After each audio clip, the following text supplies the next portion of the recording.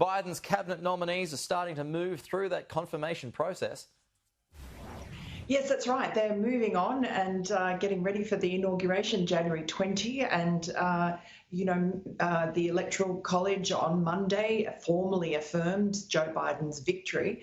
And Mitch McConnell, who's the Republican leader in the Senate, formally welcomed him and congratulated him. So it's all a done deal. However, Donald Trump says he's fighting on, and many of his supporters are saying that, well, Monday's December 14 deadline for the Electoral College is not really the deadline, that in fact there are further deadlines coming up. And I think the problem with that for a lot of Republicans, while of course the president and his supporters are, within their rights to continue to pursuing their claims in courts, they haven't really been successful thus far. And we have this looming Georgia Senate pair of runoff races on January 6th, and they are absolutely crucial to control of the Senate. And really, the polls are not looking good at the moment, and there's a lot of distraction and anger among Trump supporters, which may mean that they'll stay home. And now Mike Pence is heading to Georgia.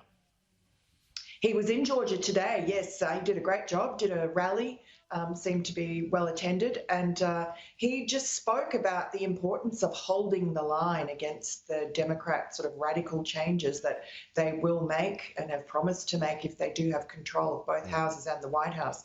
And of course, that includes stacking the Supreme Court and creating 2 new states in Puerto Rico and the District of Columbia, where Washington is, and also abolishing the Electoral College, which would mean that the winner of the presidential race from now on would be the winner of the popular vote, which would mean that Republican would be very hard pressed to win. So that would cement Democrat control of the country for decades to come. So there's a lot at stake on January 6th. Sure, yeah, and like you say, if the Democrats do win control of the Senate, they're basically calling the shots. There's a lot of people, at least when I was there as well, a lot of Republicans that I'd been talking to had feared that Joe Biden will be controlled by the progressive left wing of the Democrats Party. You're talking about AOC and the Squad and those such names. Is that something that you'd agree with?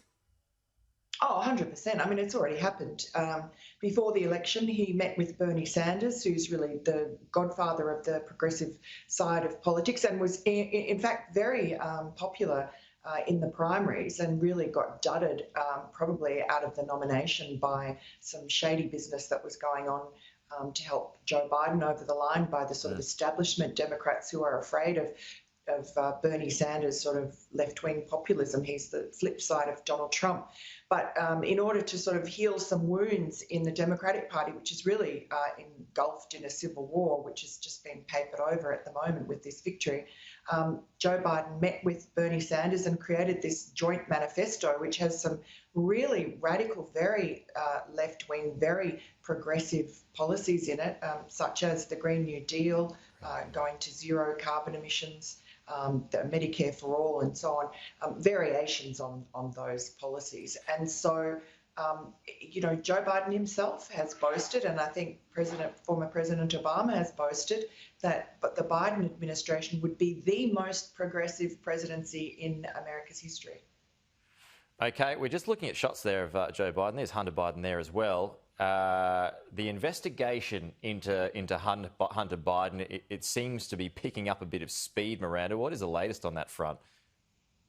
Yeah, well, isn't it interesting? Now everyone's talking about the Hunter Biden problem, and that's because the election is over, and because Hunter Biden himself last week put out a press release under the banner of his father's Biden-Harris transition team, acknowledging that he was under federal investigation over what he called his, quote, tax issues.